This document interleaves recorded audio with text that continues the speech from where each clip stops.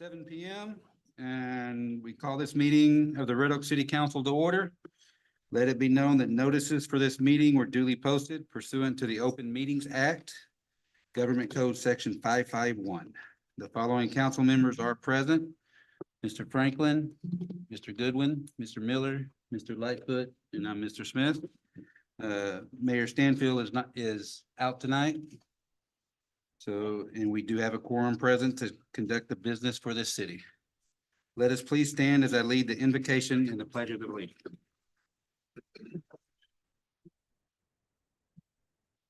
Dear Father, we thank you for the many blessings that you have bestowed upon us as individuals and as a great community. As we come together this evening, we pray that you bless all those participating, our family, friends, co-workers who are not able to be here with us tonight.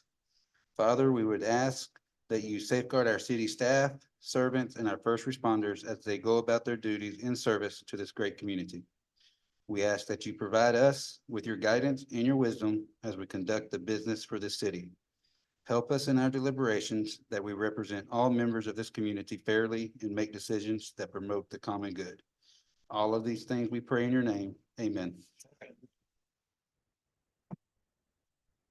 Pledge allegiance to the flag of the United States of America and to the republic for which it stands, one nation, under God, indivisible, with liberty and justice for all. Honor the Texas flag. I pledge allegiance to the Texas, one state under God, one and indivisible.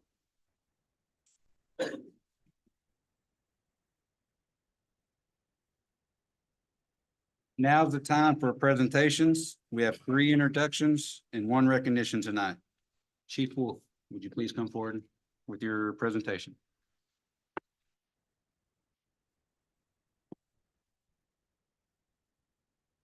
Mayor, Pro Tem, and Council. Tonight I come before you to introduce several new officers to the police department. Recently, we've had 1 retirement and we had another officer leave to go to another agency. But we recently hired 3. We have 1 that started the police academy. He's in his 2nd week, Tyler Hanks.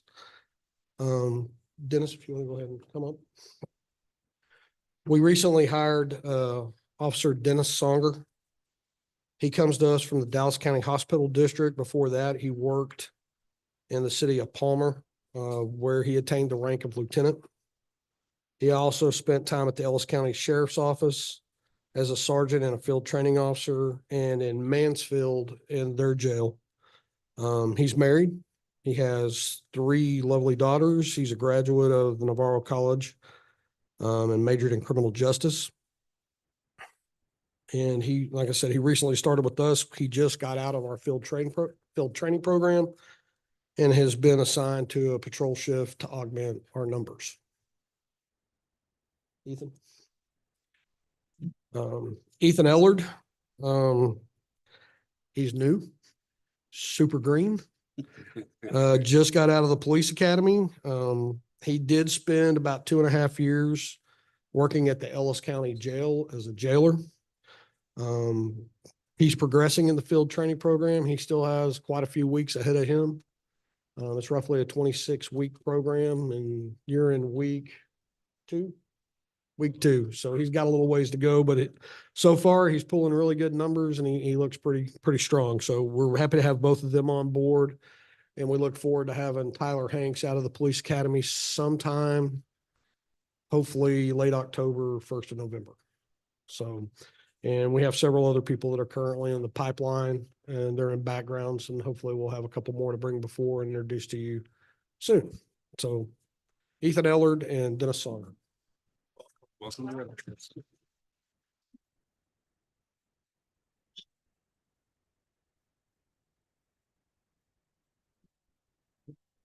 Mr. Phillips, would you like to come forward? Yes, Mayor Pro Tem, Council, want to introduce our new Assistant Finance Director, Tim McRoberts. Tim comes to us from the city of Midlothian. Prior to that, he was in the city of Brenham.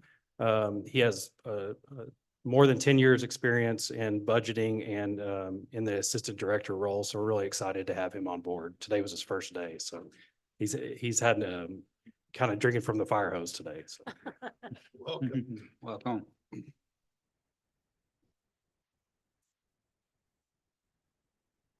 Chief Blanton, would you like to come forward, please?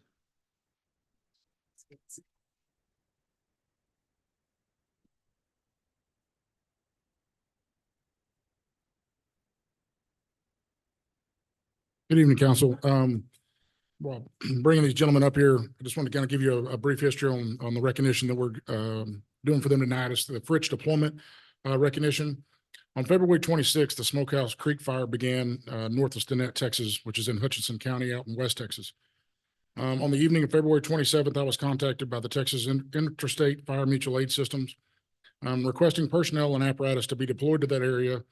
In the early morning hours of February 28th, Captain Lance Wilkinson, Captain Jared Usry, driver engineer George Guerrero, and firefighter Justin Slovak were deployed to the Smokehouse Creek Fire. Our crew was part of the Strike Team 114. That also included the city of Duncanville, Grand Prairie, Waco, Brownwood, DeSoto, Hewitt, Lancaster, and Fort Worth fire departments. Within 3 days, this fire had grown to over 1 million acres and was becoming the largest wildfire in Texas history and the 9th largest wildfire in the nation's history. In the end, this fire destroyed more than 500 structures and killed countless livestock, as well as devastated grasslands that was needed much by the region's cattle ranchers. During the deployment, our crews battled extreme fire weather conditions, some of which included 45-mile-an-hour winds, less than 10% humidity, freezing temperatures with multiple inches of snow, and then a few days later, 75+ degrees, of course, only in Texas. Throughout their deployment, our crews were assigned to the Smokehouse Creek Fire, as well as filling in at the Fritch Fire Department so that the volunteers could get some rest and take care of their own families and structures, some of which had lost their own homes during the fires. During that time at the Fritch Fire Department, our personnel quickly developed relationships with the other firefighters, citizens, and community members. At around 7 a.m. on March 5th, our crews were getting ready to report to duty at the Fritch Fire Department when they received a call, or they received an alert from the Fritch Volunteer Fire Department that reported a structure fire at 803 South Cornell Avenue. Our crews were approximately 15 minutes away from the dispatch fire location and began responding to the scene. Fritch Fire Chief Zeb Smith arrived on scene, entered the home alone and to ensure no one was trapped inside. Red Oak Fire Rescue crews were the first fire apparatus on scene and were being told once they arrived by the assistant chief that Chief Smith had not been heard from in several minutes and possibly was trapped inside. Our crews immediately entered the structure through the front door and quickly located Chief Smith, who was not breathing and unresponsive. Our crews removed Chief Smith from the structure and began life-saving measures to include CPR and ultimately flying Chief Smith out via medical helicopter. Chief Smith ultimately succumbed to the injuries, leaving behind a wife and 2 children. On that day, these men standing before you did what less than 5% of firefighters in America will ever have to do during their careers. And that is pull one of their own out of the structure and perform life-saving measures on them. As one can imagine, this is emotionally difficult when performing this on someone that you don't know, much less one of your brothers. We would like to commend Captain Lance Wilkinson, Captain Jared Usry, driver engineer George Guerrero, and firefighter Justin Slovak for their actions that day to save Chief Zeb Smith. I know these men have relived that day numerous times, second guessing themselves, asking what they could have done differently or better. While I was not there, I've heard from numerous sources that our guys performed flawlessly, like they had trained to do over and over. And each of them did everything they could that day to give Chief Smith the best outcome. While Chief Smith did not survive that day, the actions of these men gave his family the opportunity to have an open casket funeral for their loved one. We would like to present Captain Lance Wilkinson. We'd like to present Captain Lance Wilkinson, Captain Jared Usry, driver and engineer George Guerrero, and firefighter Justin Slovak with the unit citation, which is awarded to any unit or specialty team within the department, which they work together towards a common goal. The citation may be awarded for a specific performance or exceptional quality, or for continued professional performance and dedication to the duty, organization, unit, or team. In addition, we would also like to present Captain Jared Usry, firefighter and firefighter Justin Slovak with the Medal of Valor, which is awarded when substantial risk to physical safety existed, and the member was unquestionably conscious of the imminent threat, and when the objectives was logically believed to be sufficiently important to justify the risk that was taken. Please join me in recognizing these individuals for their heroic efforts on March 5th, 2024.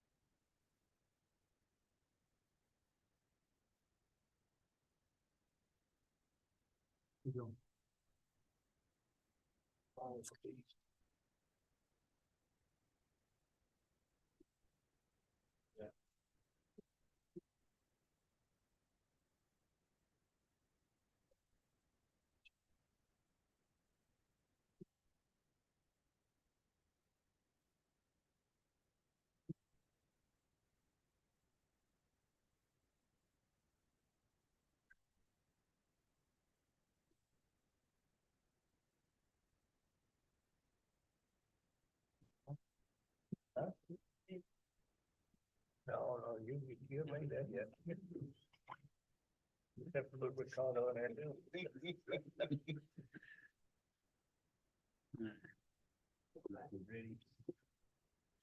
We've now come to the part of our meeting for citizens' comments. We do have one gentleman, but I believe he's wants topic number 21, correct?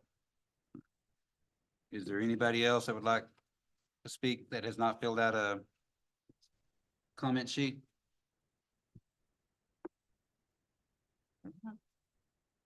Now we'll turn to our consent agenda. The consent agenda items are considered routine in nature and therefore may be acted upon in one motion. Mr. Yes, Mayor ma'am. Pro Tem, excuse me, I think we had one person in the back raise their hand.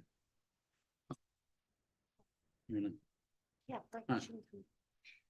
You come on up. Just state your name and your address and. And afterwards, she'll need to. come Yeah. back here and fill one of those in. Yeah. Oh, yeah.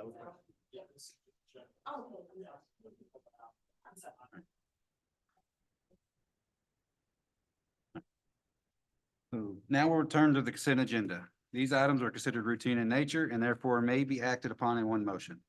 If council or the city manager wishes to withdraw a consent agenda item to act upon separately, they may do so now. Anybody? No, sir. I have none, Jim. None. You good? I'll make a motion that we approve the consent agenda. Second. All in favor? Franklin, I. Good one, I. Miller, aye.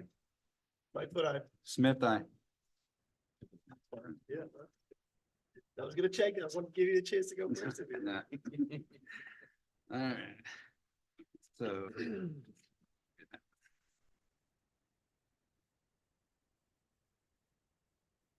Now to the regular agenda, item 19.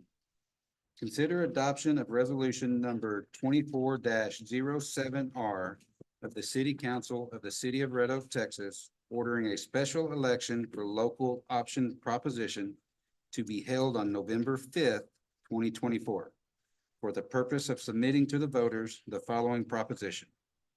Shall the City of Red Oak, Texas permit the legal sale of mixed beverages in restaurants by food and beverage certificate holders only, providing for the authorization to enter into a joint election contract for election services with Ellis County to conduct such election, providing for election judges, providing for early voting, providing for the canvass of votes, providing a severability clause, and providing an effective date. Ms. Stevens? Any, Thank you, sir. This resolution, if you adopt this tonight, then we will order the special election for a local option proposition as stated during the November 5th election cycle. We received a petition with the requisite number of signatures. And so therefore, this resolution tonight will allow us to order that election and proceed towards and hand it over to the voters. Mr. council? Mayor, Todd, could you explain the difference in this and what our original one when we voted to get beer and wine sale? So back in, what was it, 11 or something like that, we had beer and wine sales for off premise only, so you could buy them in Walmart or Brookshire's or a gas station or so forth. But you still had to have a private club license and go through that whole process to be able to sell inside a restaurant. This one is strictly just allowing those folks with restaurants to be able to sell beer and wine there along with their food, and they do have to have the majority of food sales along with that. Thank you, thank you. Is the language in the proposition something that's dictated? Or is it, we pick this language? It's dictated, yes. Mhm.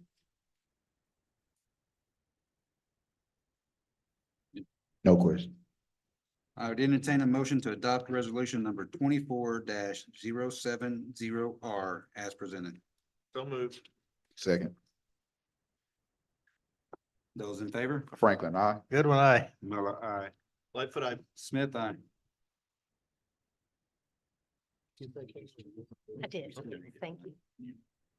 Yeah, you can read. Number 20, will conduct a public hearing and consider approval of ordinance number 24-031 of the city of Red Oak, Texas, amending the comprehensive zoning ordinance and map of the city of Red Oak, Texas, as heretofore amended by granting a change in zoning from Plan Development 164 to Plan Development 164 Revised 1 for the development of a data center complex and associated infrastructure on a tract of land situated in the Robert Crow Survey, abstract number 199 of the William Winford Survey, abstract number 1145, and John Evans Survey, abstract number 1344, City of Red Oak, Ellis County, Texas. Said tract being a portion of tract of land described as tract 1 and a portion of tract of land described as tract 2 in warranty deed to Dallard Joint Venture number 2, recorded in volume 723, page 295 of the deed of Ellis County. Located north of Steinbach Road, south of the Ellis County limit line, west of Encore Electric easement, and east of the approximately 65-acre Ranchette Estates tract in the city of Red Oak, Ellis County, Texas. Mr. Hartman, all right. Good evening, Mayor Pro Tem and council members. This item is going to be postponed to the next P and Z item or P and Z meeting because there's just some outstanding items with this one. We're not holding the hearing either. No. Conducting the hearing at the next meeting. So just, all right. So we making a motion to continue this hearing until September 9th Correct.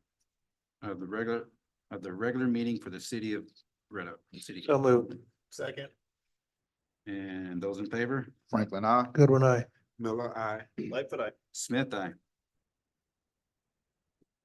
Number 21, conduct a public hearing and consider approval of ordinance number 24-032 of the city of Red Oak, Texas, amending the comprehensive zoning ordinance and the map of the city of Red Oak, Texas, as heretofore amended by granting a zoning from Plan Development 66 Revised 5 and Agricultural District to Plan Development 175 to allow for the development of a data center complex and associated infrastructure on approximately 32.4 acre tract of land situated in the Benjamin E. Fraser Survey, abstract number 371, City of Red Oak, Ellis County, Texas. All of the official public records of Ellis County, Texas, in an approximately 11.3 acre tract of land situated in the Benjamin E. Fraser Survey, abstract number 371, City of Red Oak, Ellis County, Texas. The site is located on the southeast corner of North State Highway 342 and East Ovilla Road in the city of Red Oak, Ellis County, Texas. Ms. Emma. Yes. Mayor Pro Tem and Council, this site is located on the southeast corner of North State Highway 342 and Ovilla Road. The applicant is proposing 2 data center halls. At this point, this is the conceptual plan submittal, and they will need to come back with a site plan, detailed site plan, landscape plan, and elevation plan for final approval. Each building is about 308,000 square feet, and access to the site will be from 342 and Ovilla Road. There won't be any access from Aileen Drive on the east, which has the residential subdivision on there. These properties are in the county. This one is within the city limits, and we have the Cole Manor subdivision down over here. There will be 8-foot screening with wrought iron fencing around the site. as shown on the site plan, as you can see.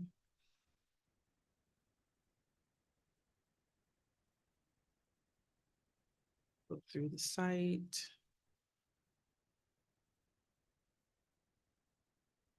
And the applicant will also be providing either a metal panel or concrete panel screening to for the generator yards. And actually have some elevations that'll help to make this a little bit more clear.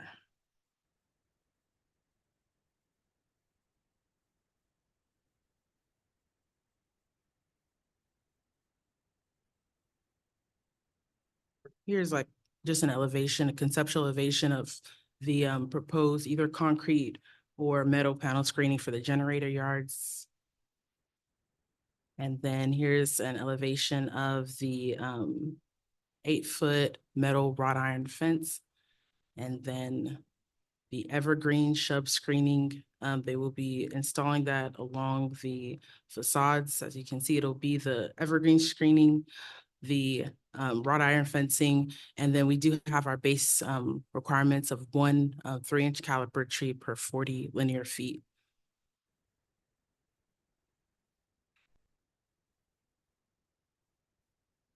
The maximum height of the building will be 70 feet with an allowance of 40 extra feet for any appurtenances such as like an antenna, rooftop screening will be allowed to have that extra height. And this was also the stipulation for some other data centers that were approved in the past. In consideration of the neighbors, buildings have been built so that the generator yards are located inward, the buildings are located outward. The maximum allowed DBA will be 65 at the property lines. And the generators will be required to have noise attenuation installed with the generators. And these generators are emergency only, so that's the only time that they're kicked on is if there's an emergency.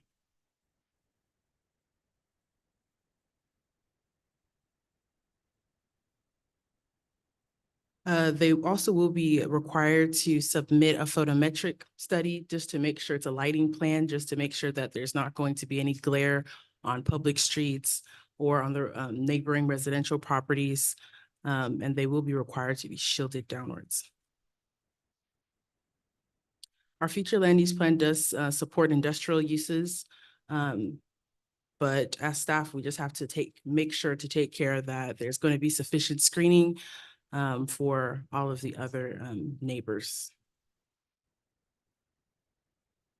There is about a 250-foot distance between the data hall, the closest data hall, and the property line of the residential subdivision to the east. The Planning and Zoning Commission did recommend approval of the request with the condition that construction hours be limited to from Monday through Saturday, 7 a.m. to 7 p.m.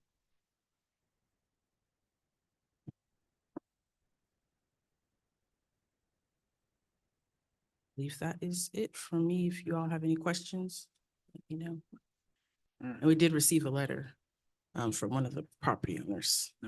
I'll have to open the public hearing, right? Yeah. I will open the public hearing at 7:24 p.m. At this time, I know Mr. Mann would like to speak. Just your name and address, please.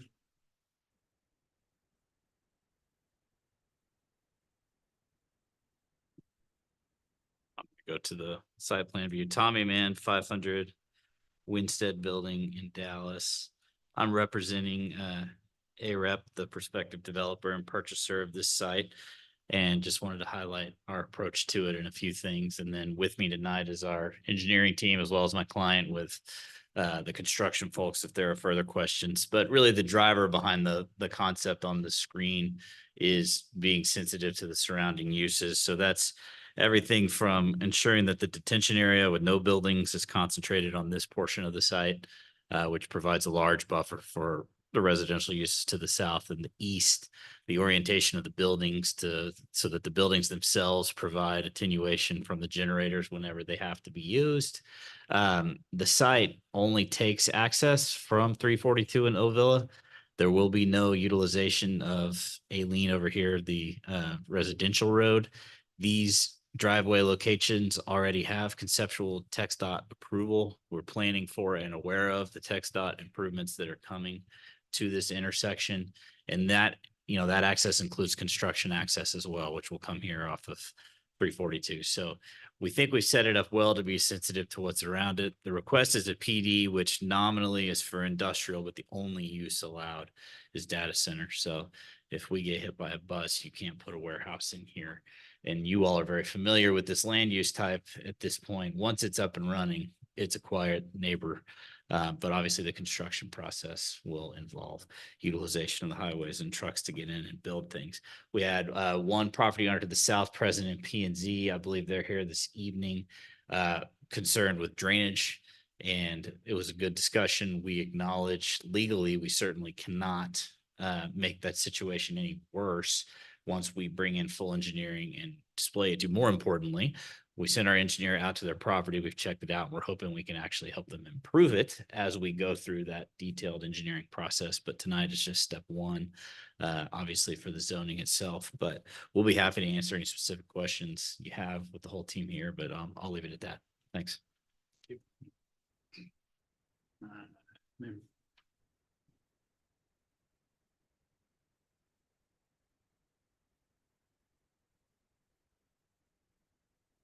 State your name and address. Yes. Good evening. My name is Tina Cheney. I'm 230 Castle Creek Drive. I'm actually the property owner who actually backs up to the facility. And currently, the retention pond in which they're going to drain into, the community drains into my backyard. At times, the water is 6 feet high. And so as he stated, if he can help with that, that's fine. But additional water, I'm very concerned about the flooding of my homeland and any additional damage that may be caused by the additional water. And has there been a study to see if the retention pond and even the drainage into the creek will be able to sustain the additional water? So not yet. That'll all come at the engineering phase of the project. This is, we're just talking about land use. Right Okay. now, permits, then that will all be part of the site design process. Addition, whatever it is, may be out there, Mhm. and then they can Okay. back to the existing condition. And another question, because I was looking at the property, there's not an easement from where this particular site is going to be to my retention pond. So will you build additional easement that flows into the retention pond? So they will be, when they go through the plating process, Mhm. process to make the land into a lot of record, they will dedicate drainage easement along the path of the creekway. However far it gets out of the creek banks. Okay. How will should I contact your office or just contact them to see the process? And because I would like to be informed. I'm honest, the first time I knew that they were draining into my backyard was last week. And Well, it already drains there, right? yeah, Already but goes there. I mean, it drains there from the community, but not from, and they're doing a retention pond on their thing, not a retention pond, but they're doing where they're gathering the water. Yes, the detention pond, yes, but Okay. it'll release not into your yard, it'll release into the creek, which I Okay. believe some of the creek comes into your yard if I. No, actually, it flows from my retention pond, it goes into the creek. And so it's gonna be additional. Right, For the but creek. it goes to the creek, right? Okay, and then sometimes that creek gets very high also, Yes. very high. Okay, so what is Did the timer come on? I'm sorry. What should I do? Constantly come to the city or the developer or what? What is my best option to stay on top of everything? I guess it depends on when they start their development, but you can certainly contact my office anytime you want. I'll be your new Uh, best friend. Yeah. Okay, okay. Thank you. I'm just trying to make sure that it doesn't do any damage to my property.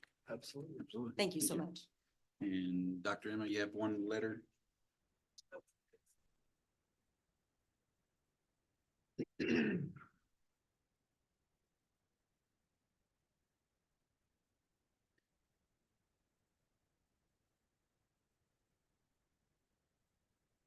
Yes, there's a letter in support from Clyde Hargrove. No comments, just noted support, right? Yes.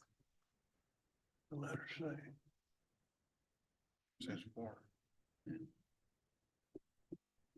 You don't, Trevor. Thank you, Dr. Emma. Sure. Dr. Em, may I see the address of this location in proximity to the subject lot? We need to close this. Oh, hold on just a second. I make a motion that we close this public hearing at 7:31. So moved. Second, All in favor? Franklin, I. good one, I. Bill, aye. Lightfoot, aye. Smith, aye. Now, Which property were you want to see? The address that's in support, Oh. yeah, I would like to see where it is in proximity to the subject. Just south.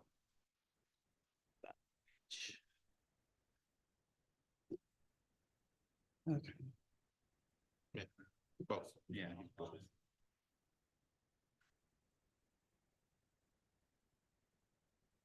So do you see the pond right down there? Yes, So that's his. That little piece there is his. Go up. So that number 228-225, that pond there is his. And then up at the very northeast corner of 342 and Oval Road is his, northeast. all right, and the citizen who just spoke, her address is She would be, east. yep, right in there. Yes. Okay, thank you.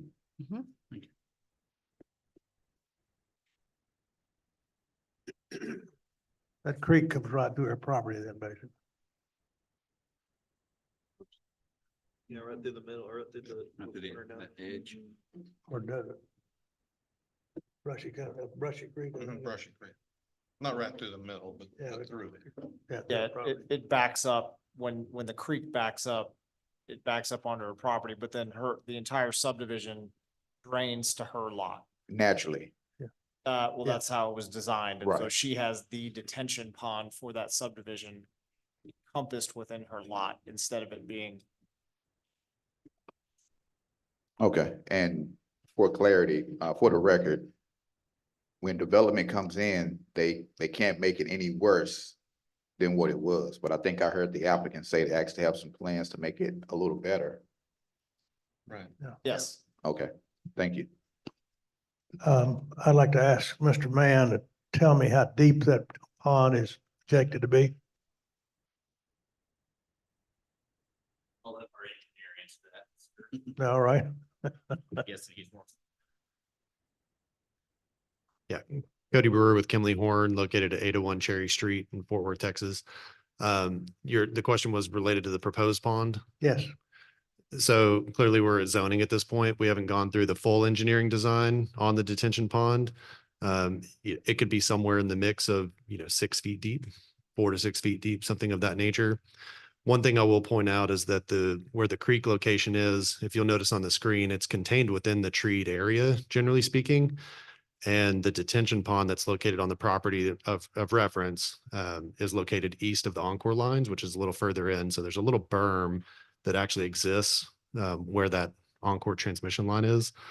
Where this tract would drain is directly into the creek, which is a separate structure, if you will, from the detention pond. So, any other questions?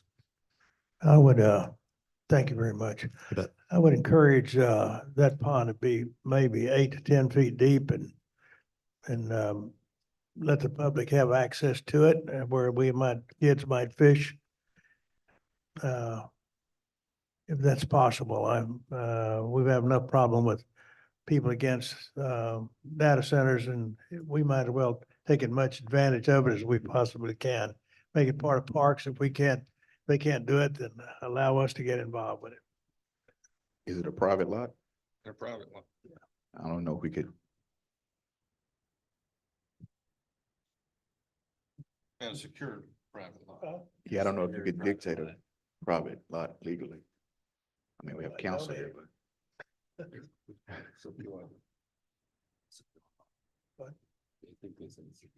Yeah, it's a private lot. They're private, but I mean, a lot of times they'll be a little more flexible, something like that. I'm not sure I'm going. We don't have public access to it either. It's just a. Well, I detention could pond. go down that creek anytime, man. You're not even cold water. Well, it's not intended to hold. Not intended to water. It's a detention pond, not a re. Former mayor, I'll guarantee you, he'll be down there. No, I'm good. From what I understand, y'all have already worked together, Mr. Mann and Ms. Shea. Y'all have already kind of talked and might work something out. He's been out to the site just to see why what is happening, right? And on her property. So when we get into full design, at a minimum, we'll share information All right. with her. And if we detect something we can do that helps, we'll do it. Yeah, it's worth noting that this is just zoning for the use. We don't have any of the details of the plan yet. Right. They're not expected to have all those answers. Correct. So, no other questions?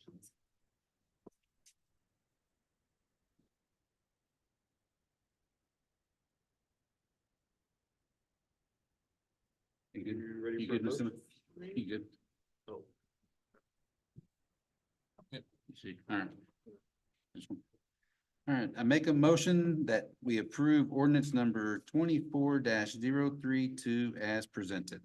So moved. Second, Those in favor? Franklin, I. Goodwin, I. Miller, aye. Lightfoot, aye. Smith, aye.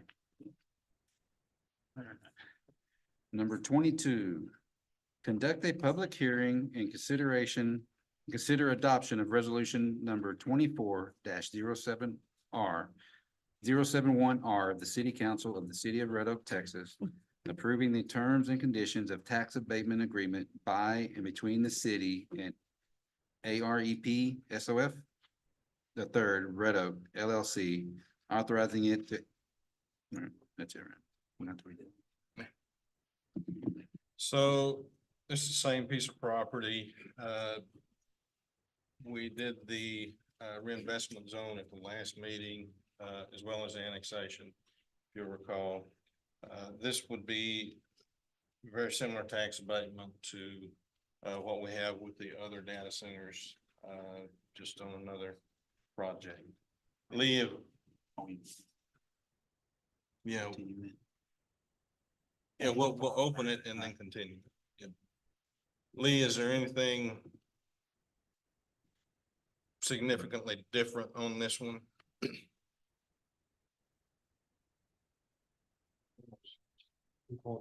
The memo says 2.75 million, supposed to be billion. It's about $2.75 billion investment. I guess the one kind of different thing on this one, and talk about it in the last one or this one, I think, but this one I believe is intended to be a 2-story data hall. So, you know, the other ones we have are basically single story, so you have a lot bigger footprint to carry the same amount of data storage. This one, they'll actually be 2-story buildings. But in certain, Where's it located again? this right where we just looked, Oh, okay. same process. All right, yeah, Yep, same project. This is just the tax abatement portion. okay. Staff recommends approval. We've been through it. Basically in the same agreement that Google, Compass, DataBank, and all the other data centers. I will open the public hearing at 7:40 PM. We're gonna, We're gonna continue the public hearing, but if anybody is here that wants to talk about it while they're here, then it's fine, but it'll actually be continued until future meeting.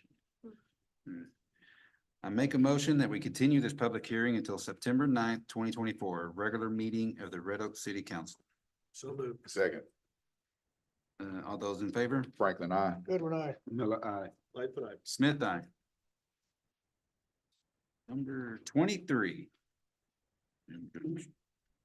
Conduct a public hearing and consider approval of ordinance number 24-033 of the city of Red Oak, Texas, amending the comprehensive zoning change and map of the city of Red Oak, Texas, as heretofore amended by granting a change in zoning from highway-oriented to planned development 176, to allow for development, use, and maintenance for highway-oriented use, and reduction in landscaping, parking, and signage requirements described as Lot 1R, Block A, the S&H Business Park, Phase 1, and addressed as 100 Harris Avenue in the city of Red Oak, Ellis County, Texas.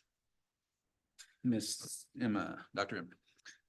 This is a request, Texas Department of Transportation is taking some of the properties right of way. This is addressed as 100 Harris Avenue on the southeast corner of Harris and I-35, the Tiger Mart. And as you can see on this site plan, the red indicates the right of way taking. So the current zoning is highway oriented zoning district. The use is currently permitted and our comprehensive plan supports the use. It's just that this site was constructed in 1996 prior to the adoption of our current zoning ordinance. So it did meet the, it doesn't meet the parking requirements as of this date. So the PD would cover the deficit, the parking deficit to allow as is. Also, the site does not have enough landscaping. So the applicant will be planting as much landscaping as possible to come as close as possible to meet our minimum landscaping requirements. So they will be planting landscaping along the right of ways where there's space and also within the site, they'll be adding landscaping. The applicant also had to remove the monument sign that was along I-35 service road due to the right of way taking, and they are proposing to install the sign at this location. It does meet the size requirement. It just does not meet the distance requirement for this size signage. But prior to the right of way taking, the sign wasn't meeting the distance requirement because it was around this. Yeah. And actually, I can take you to it.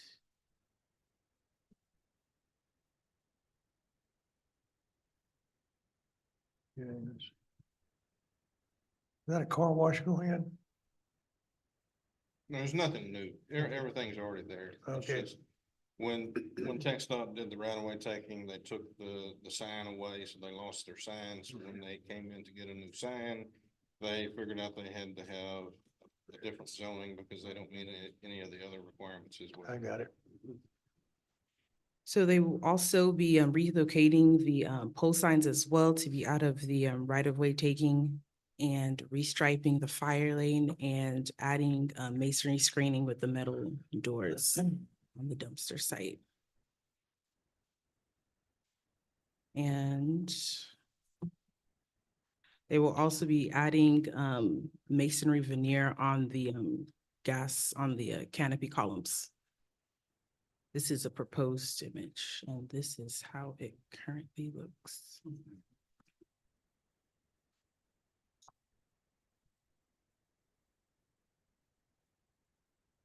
Our Planning and Zoning Commission recommended approval.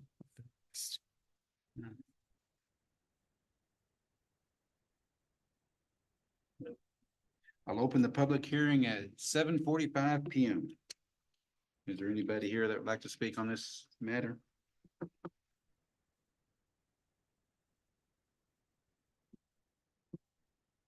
I make a motion to close this public hearing at 7:45 PM. So moved. Second. Good second. I get last one. I put first. Those in favor? Franklin, I. Goodwin, aye. Aye. Lightfoot, aye. Smith, aye.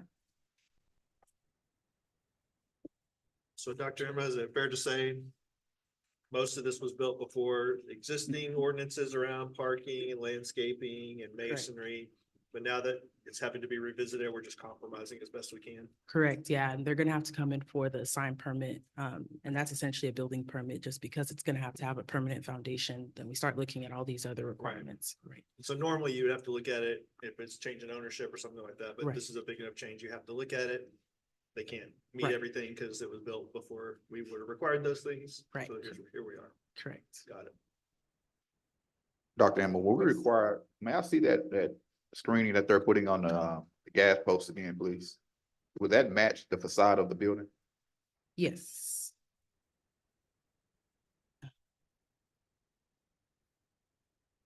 So, To match that column? Okay, Yes. thank you. mhm.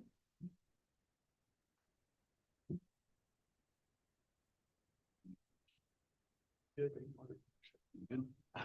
All right, I make a motion to approve ordinance number 24-033 as presented.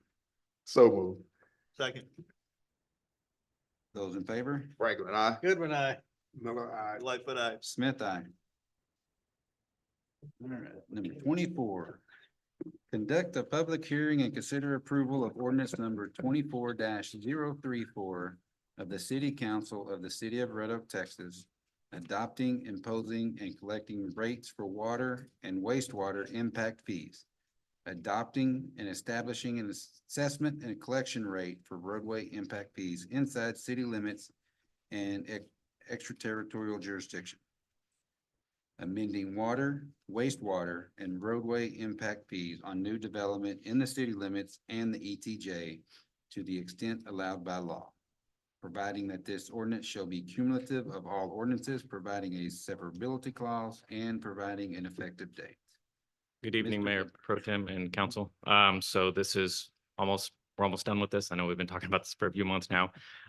So last time we approved the land use assumption, the capital improvement plans. So now we are actually deciding on what that fee is going to be associated with for water, sewer, and roadways separately. Again, this is the roadway service area. It's broken up by Pierce Road. So service area 1 to the left, service area 2 to the east.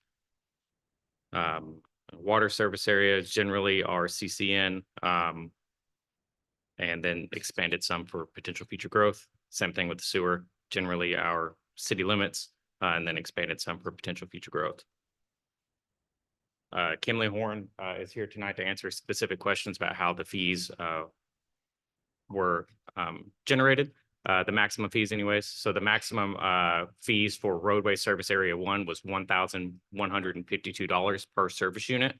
For roadway service area 2 is $1,228 per service unit. For water, it was $8,440 per service unit, and wastewater $3,559 per service unit.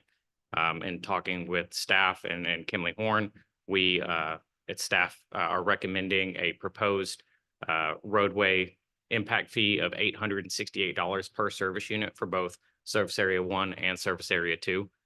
And then for water, $3,200 per service unit, and wastewater, $3,550 per service unit. On the roadway, this is a calculator of how we would assess the impact fees for roadway. So it would be 4.61 vehicle miles per development unit, and that's from the LoveMet table that was attached to this agenda item. We would multiply that times the fee and generate $4,001 for a residential home would be the roadway impact fee.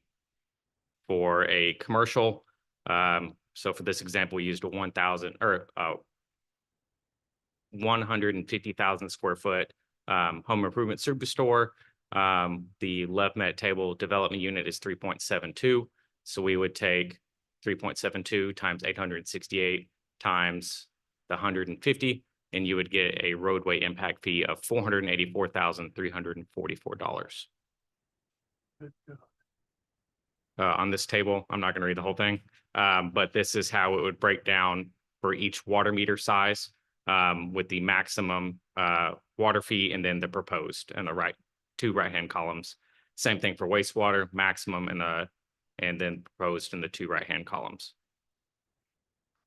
Staff, as well as the CIAC, asked us to compare our proposed fees with those fees of the surrounding communities.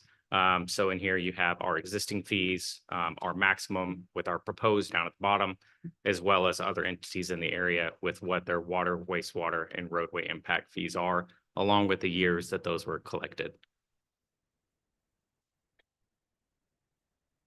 And then do we have any questions? Yes, could you go back to the previous slide, please? Yep. So we're a little bit below Waxahachie and Midlothian, and a little bit above Mansfield, but Mansfield has not updated there since 2019. Correct. And then Cedar Hill, they haven't updated theirs since 2012. They're in the middle of doing theirs right now. They've actually completed the study, but have not adopted a fee yet. So we were not able to include that in here. Sorry, Jared, just for my education, unlike some other fees, when we look at our comparison, these fees are really, or could be tied to unique things going on within those cities though, right? So It's this not is, necessarily that a convenience fee that another city charges, we should be looking to model that. I mean, this is just giving us some guideposts, I would assume. yeah, this is 100% unique to every city. So It shows we're kind of in the same area, same unique, our situation is not too far off from other areas in our communities in our area, right? yeah, so this takes into account the next 10 years worth of estimated growth, the fees associated with that. And so that is, dependent city by city. But you need to keep it in line also, because what your competition is doing, if somebody's gonna come develop, they're gonna develop here, or they're gonna go next door in Waxahachie or That was gonna be Midlothian, that will come in. my next question is to confirm this would be for new development that the developer would pay. They may pass that on to the end user somehow, but Right, this is for new development. Yeah. And that's where the competitive nature comes from. exactly. We're going more than quadruple over these fees. Well, part of it is we're adding a whole new fee with the street fees. The We've never roadway. had the street fees on there. The water and sewer are both increasing as well. But the brand new one is the streets. What do they cost in fees for a $400,000 home? So for homes, it's not based on valuation, it's just single family home. So it would generally be $10,751 if they went with the standard meter sizes. 10,000 more on each house, right? Mhm. That seems about right. Whereas today it would be 3456. Is that Correct. upper right number of it? Extremely low. If someone was coming into the city and looking at our city in comparison, is there more of a negative appeal, negative disposition that it puts us in, or are we respectively in a good place to be looked at from an outsider coming in considering? Are you talking about just my fee rate or the city as a whole? City as a whole, we're better than everybody else. Yeah, of course, best water ever. That's right. As a fee, if we went with our maximum, that would be great for the system, but not so great for encouraging development, as Mr. Fuller has spoken on. So I feel that with the $10,751 total for a residential home, we're very competitive. We're not even in the top three. So I'm sorry, we would be number 3. I think that's very competitive.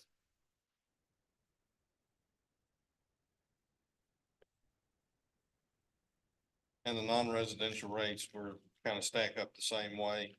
Yes, we sized our meters a little differently than other cities, so we took that into account when we developed our proposed water and wastewater fees.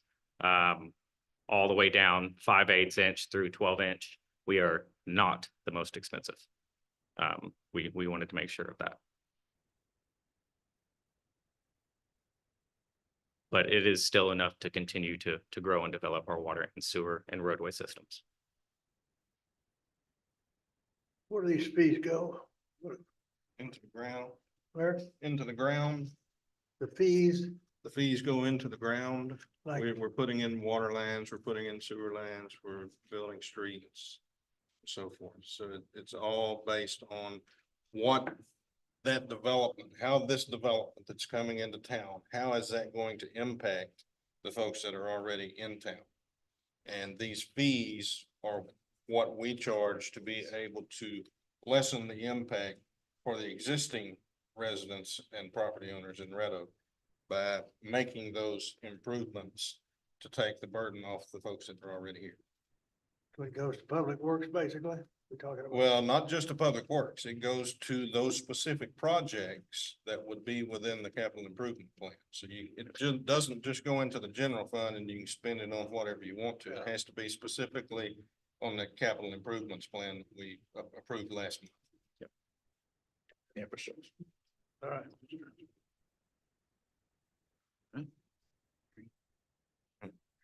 I'll open the public hearing at 7:56 PM. Is there anybody here that would like to speak on this item?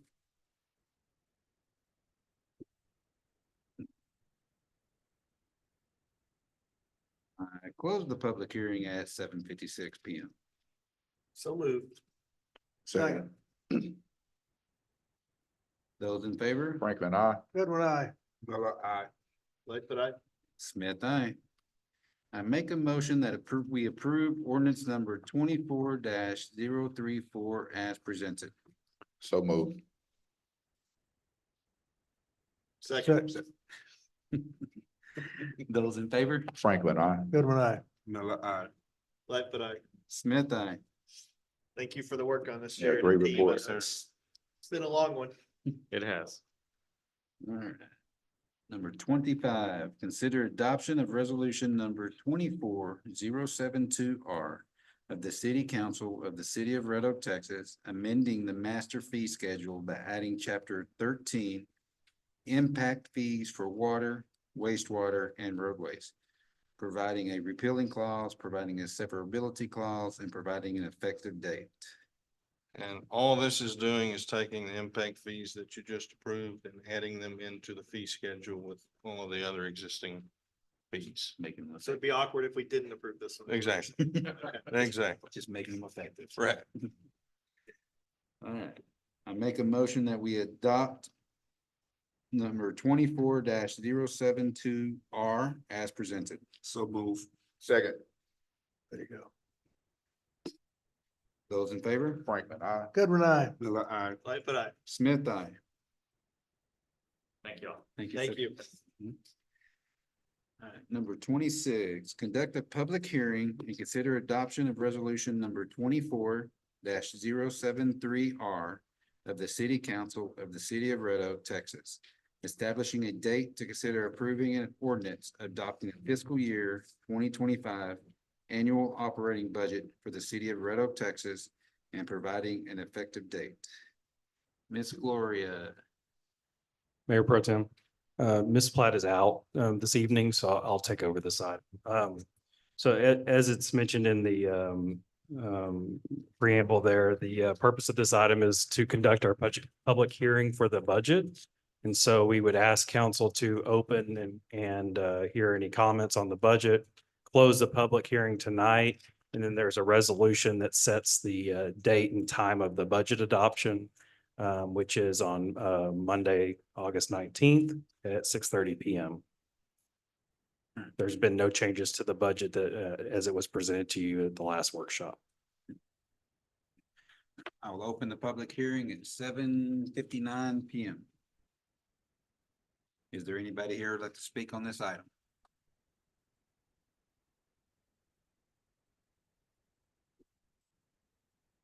Make a motion to close the public hearing at So moved. 8 o'clock. Second.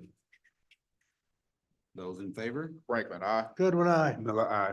Lightfoot, aye. Smith, aye. And then we just have one motion. I make the motion that we adopt.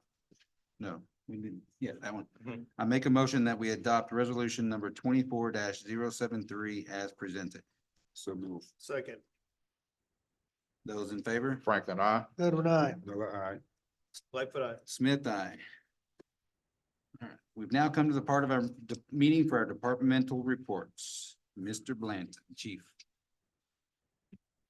Good evening again.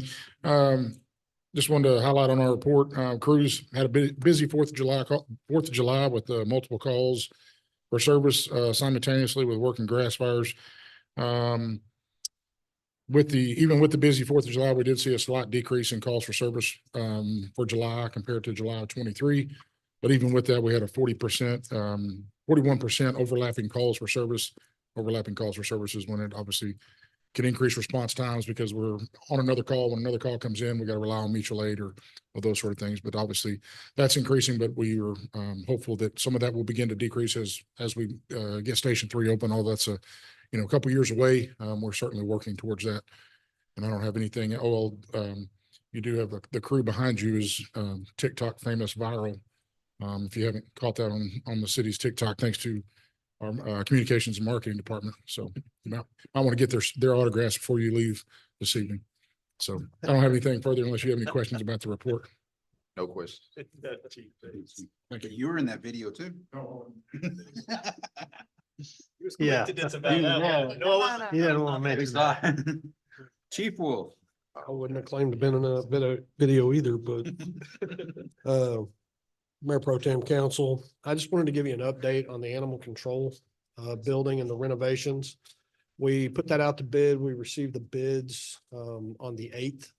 We're currently in the process of scoring those bids and coming up with prospective construction company. So we hope to have those scored later this week and be able to bring to the council sometime in September who we plan on doing the construction. So we're working on those numbers. We hope to have that to you soon. As we stated earlier, we have one retirement, we had one leave. We were able to hire 3, one in the academy and the 2 that I presented to you tonight. So we're making a little bit of progress, kind of one step forward, 2 steps back a little bit, but we're still endeavoring to get the rest of our positions filled as fast as we can. I'll be happy to answer any questions about the monthly report if you have them. No questions. Nothing for me done here. Thank you. Thank you, sir. Ms. Beasley. Good evening, Mayor Pro Tem and Council. A few highlights from this month's report. First, we are accepting vendor applications for our October 19th Fall Festival event. So if anybody's interested or knows anybody interested in participating in that event, that application is available on our website. And we'll have more details and marketing materials coming out about that event very soon. As Chief already mentioned, we have seen a notable increase on our social following and engagement this past month. Those numbers are reflected in this month's report. Thanks to our recent emergency paging Red Oak Fire Department reel that has gone viral. I think in the monthly report, we put 8.5 million views. Currently to date, we are actually at 9.5 million views on that reel, with a combination of Instagram and Facebook, and Instagram being the most used platform for that. So thanks to that, we've seen a lot of great numbers on some of our other content. So we're hoping that that continues. And, we'll hopefully have another something coming out soon. Thanks to our, our fire department for participating in our crazy ideas.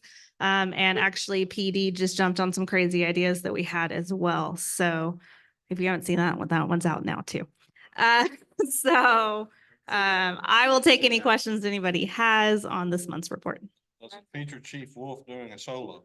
It does not. It may not go viral because of that reason. No questions. Thank you. Thank you. Ms. Beasley. Mr. Hartman, City Engineer. Good evening, council. Just wanted to highlight one of our newest businesses that just opened. We issued a CO earlier this month for 7 Brew Coffee. They got a lot of traction on social media. They were giving away a ton of free coffee the first few days they were open, and they've got the Take 5 oil change that should be done probably around the end of the year right next door to them. So a lot of things still happening as far as development goes, and can't wait till all those get done. Look good. Start collecting tax dollars on them. If you got any questions, please let me know. Thanks. Yeah, I have a question for you, Ben. So with that company, I noticed on one of their days I drove by, they had a teenager in the public right of way directing traffic.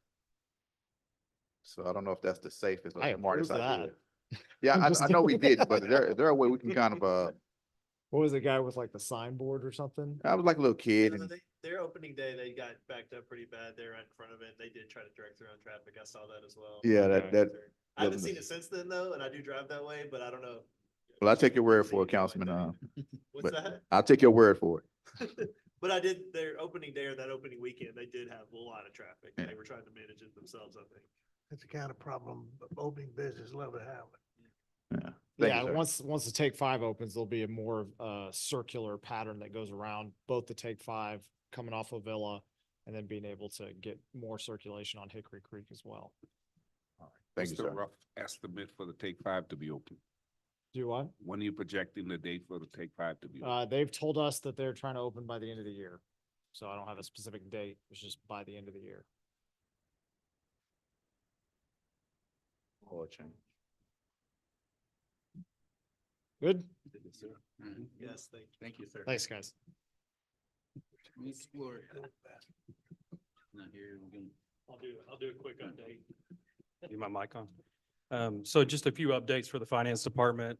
Sales tax is up again over last month. It's almost 5% up, for, year to date.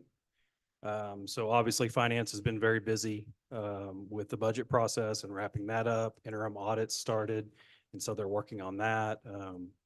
And then, we're currently working on filling some vacancies at the UB clerk position. We've had 2 vacancies there, and I believe we've made offers to, candidates. So, we're excited to get them on board. Be happy to answer Is any that questions. 5% over projections? No, sir, that's 5% over, year to Nice date. Good enough. No other questions. Say another question. Thank you, sir. All right, Ms. Monsfix.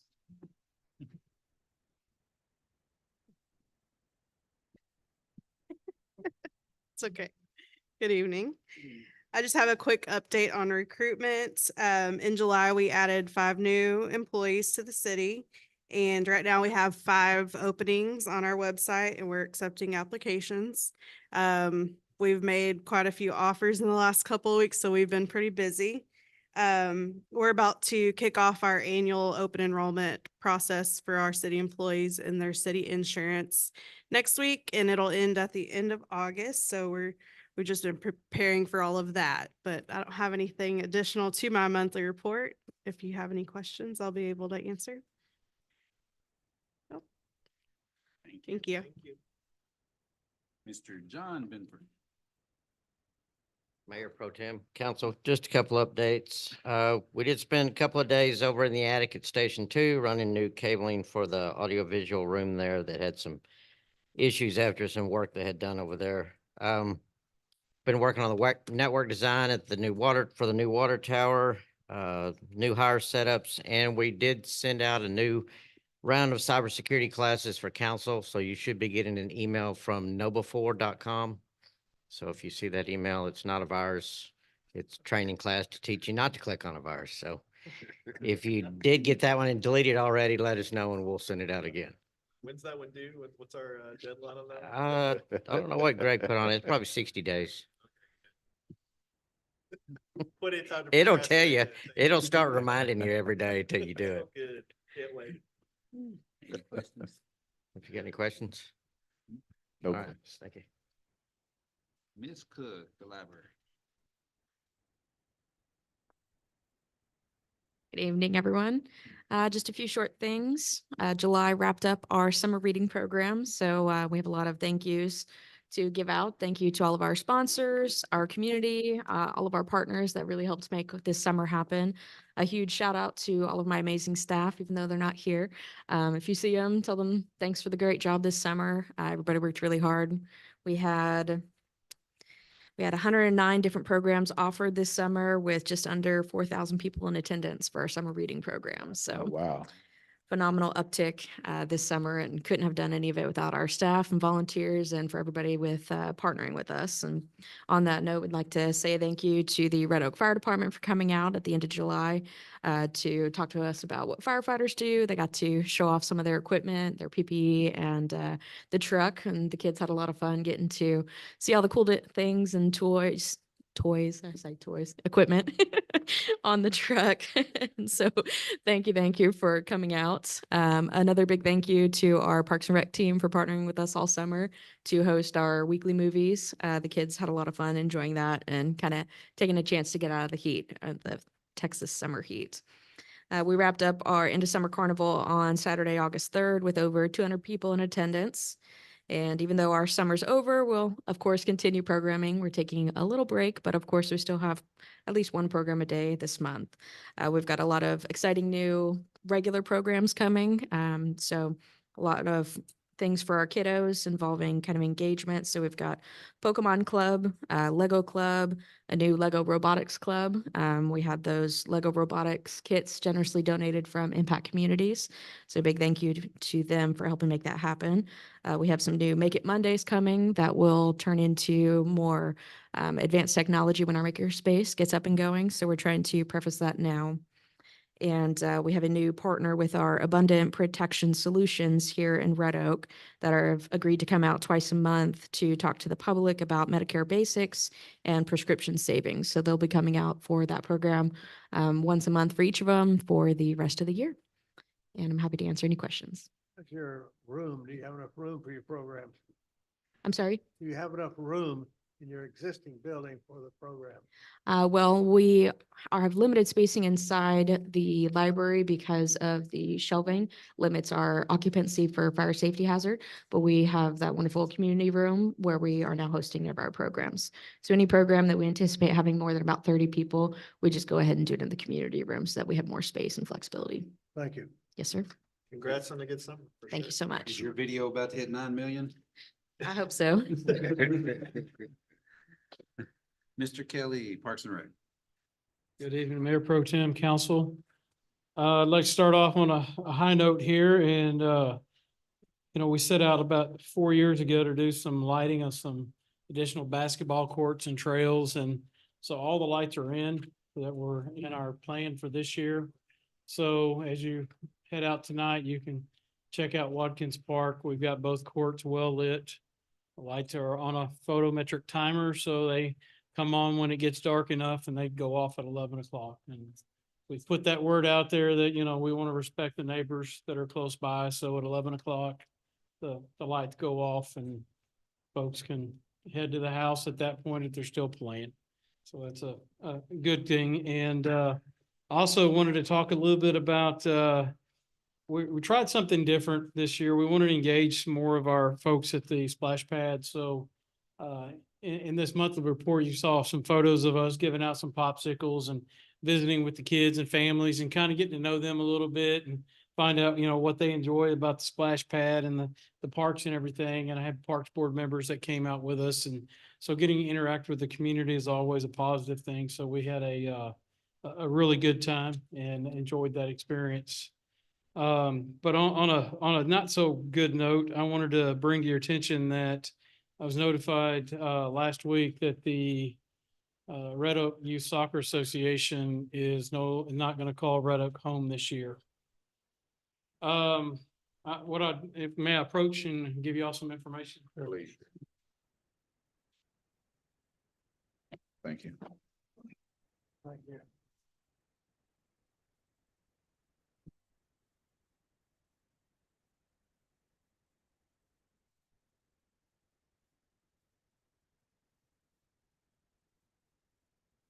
What you have before you is a little bit of communication back and forth between myself and the president, Mike Cruz, of the Red Oak Soccer Association.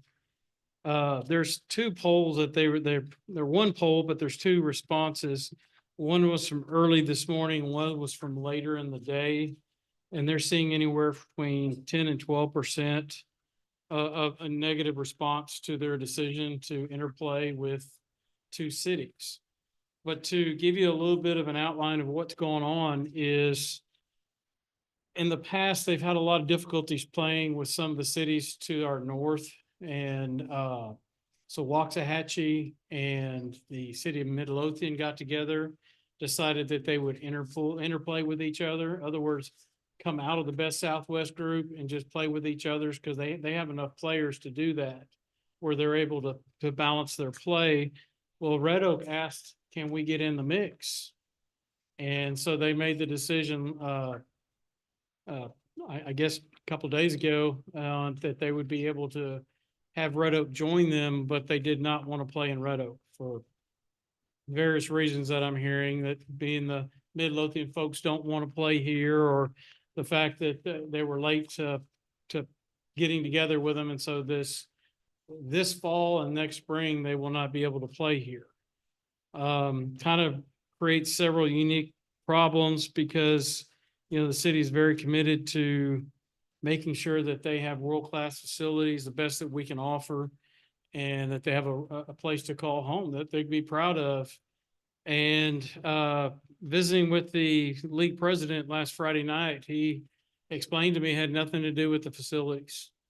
That this was a decision what they felt was best for the kids and for their development in soccer and keeping them out of negative situations with other soccer associations and groups that were not in such a positive light, creating a hostile atmosphere at times. And so that was their decision, was to move away from the group that they were in Best Southwest and tag along in with Waxahachie and Midlothian.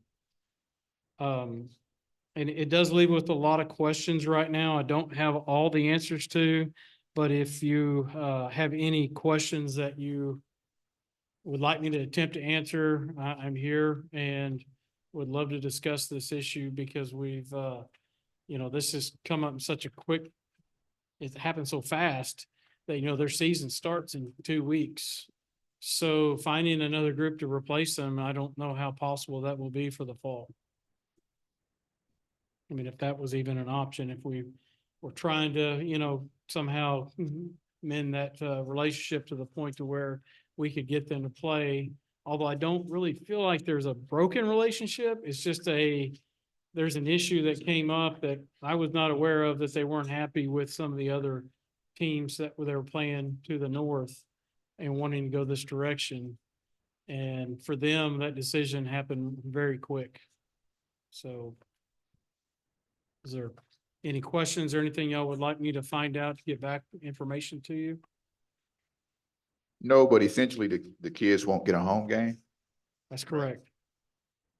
I question a little bit on this survey. I don't know who it made it out to. But, you know, as a parent, if I was in that situation, I would be less than happy. Maybe it was bad enough that some of these folks they're willing to make that sacrifice for a year till they can figure this out. But I don't know. Sometimes I can say I'm lost for words on some of it. These organizations are all very loosely governed anyway, so it doesn't surprise me that it happened just overnight that these two cities decided to break off. It is a little surprising that Red Oak did that, just given the participation that they've had recently, but yeah, you see this every now and then in some of these soccer organizations. I think they break away from each other quite often and form new ones and all that kind of stuff. So, and not having a home game is not unusual for soccer. I mean, it's pretty normal. What about putting the possibility of getting the word out that our facilities are now available or will be available, be it that we don't have our team playing here, but we could still have the facilities utilized over the next couple of weeks. Clearly, the Metroplex is a little bit congested when it comes to trying to find good fields. So what are your thoughts on that? I'm open to that idea. You know, I'd like to bring people to Red Oak. And I'm very proud of the work that my team does on those fields. And, you know, to hear from somebody earlier tonight that I've never heard from Tim, one of our new employees coming from Midlothian, talking about the fields that we have here. I was like, wow, that's pretty impressive that people are talking about them like that. I am in constant contact with the other directors from other cities. Midlothian is absolutely overrun. They have 3 groups that play on their fields. So they don't do licensing agreements that it gives some folks exclusivity. So there's possibility of drawing some of those people to come over to Red Oak. It'd be nice to have some of those people here. If our fields aren't being used, would love to have visitors come in and be able to use them. Did they say they're sticking with the big field, the multi-use field? Well, they're They changed their wanting mind. to, but we don't know how that agreement would work because of the licensing agreement essentially is for recreational soccer. The big field typically is a mix between some recreational kids and a lot of the select or club teams. So I don't know how that would work. And they are asking if they could still have the player pathway program on Friday nights. Don't have any real opinion right now on that. I was hoping to get a poll and some feedback from council on direction with that. In case you're not familiar, Player Pathway is a program for kids that are between the ages of 4 and 6 that are just becoming accustomed to playing soccer, and they're trying to introduce them to that program of soccer. So they would have a 1-hour program on Friday nights that they don't charge these kids, but they just come out, we set up the little goals, and they just kind of play around and acclimate them to how you play soccer. And hopefully they pick up an interest in it and want to play, so they would join a team when they became old enough. How was having the soccer association here, how was that benefiting the city? Well, I go back to 2019. When I got here, there was there was nowhere for the kids to play. They were playing in Waxahachie as a home.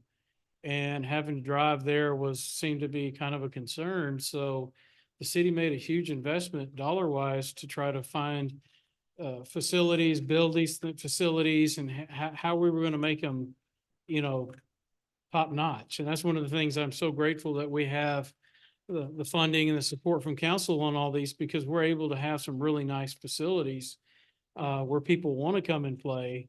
So with them not having a place to play now, it just kind of like we just went backwards. Right. And I'm at a loss. I was just disappointed because I loved having the kids play here. And I know that getting to play at home sometimes is a luxury, and it's one that they have, but are not being able to take advantage of that opportunity. And I do know my niece and nephew referee for the soccer. They're 15 and 16 now? 14, 15. They don't even know if they're gonna have a job. So they're hoping there's enough openings, since Red Oak's just moving, they're hoping they get to go with them. But last I heard on Friday, they didn't know if they're gonna keep their job as a soccer referee. And he's getting his driver's license and all that. So that's how he was making his money. Sure. So hopefully we'll see how that plays out. Well, I support your decision, whichever way you go, I support it. I know you're still processing, so. Yeah. What about the practices? Are they practicing here? They generally practice in the parks, like not necessarily at the Right. fields, but around the city. So they will still practice here. And they'll just have to travel to one of the other 2 locations for their assigned games.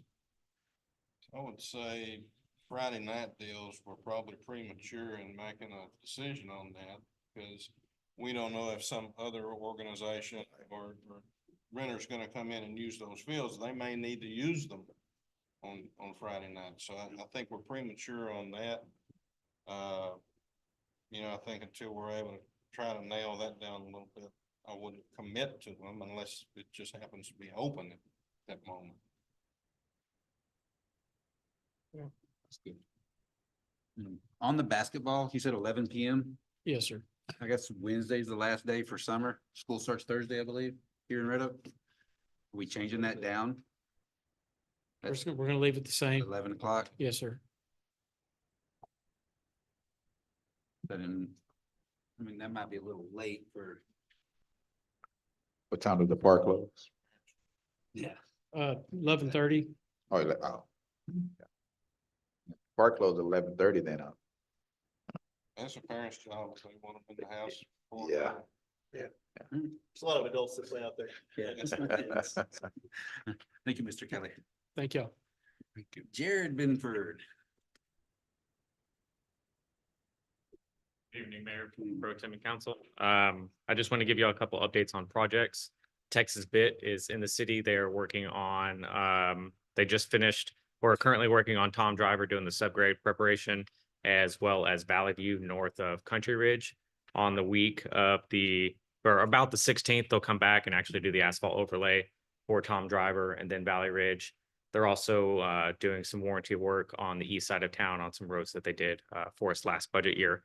Methodist Pump Station, Fox Hollow Fourth Main are both substantially complete. We're just waiting on a few punch list items. We'll be able to close those two projects out.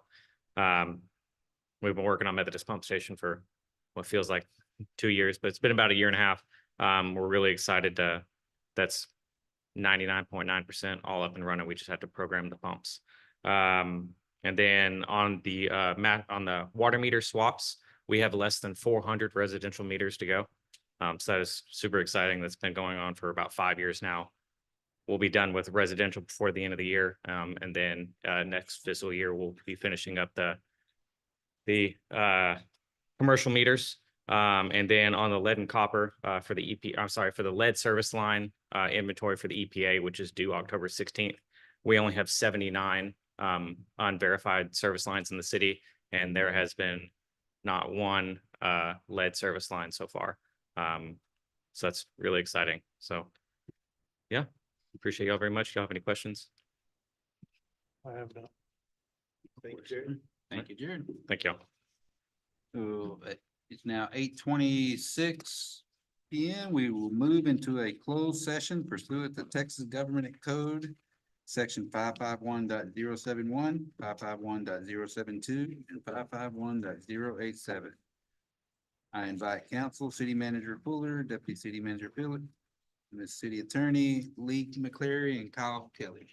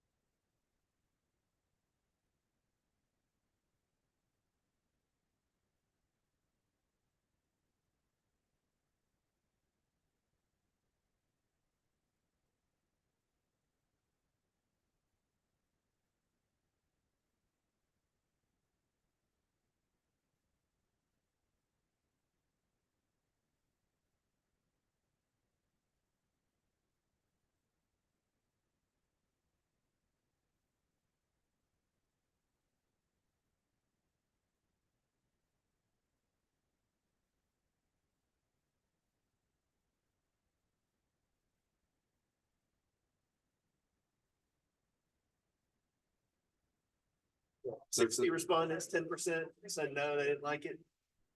Well, It's a pretty representative sample unless it was selectively. So you've got 10% of the players, parents responding, and then of that, 10% are against it. As a city. Well, they don't want to play against DeSoto and Duncanville. There was a lot of fights, issues. Cops were Yes. called. Well, yeah. That's why they went out of there. Uh, Waxahachie's just saying, you We play don't want here, to travel don't that play. far We anymore. don't for have to rec travel days, very what Right, they're that's the saying. problem. Yeah. Maybe if they had more time, they could work an agreement, come back to Red Oak. Like I Yeah. said, maybe next year they'll come back. I think Waxahachie was angling for more games than Waxahachie. That's what they were, they didn't want games in Kind Ennis of. and all that. Kind of. So, Yeah. Like some muscle. So we Yeah. are 8:56, back in session. Reconvene at 8:56 and then make a motion to adjourn this meeting. So move. Second. Those in favor? Franklin, Aye. Brother, aye. Aye. Smith, aye. 8:56. I'm out of here. You're done.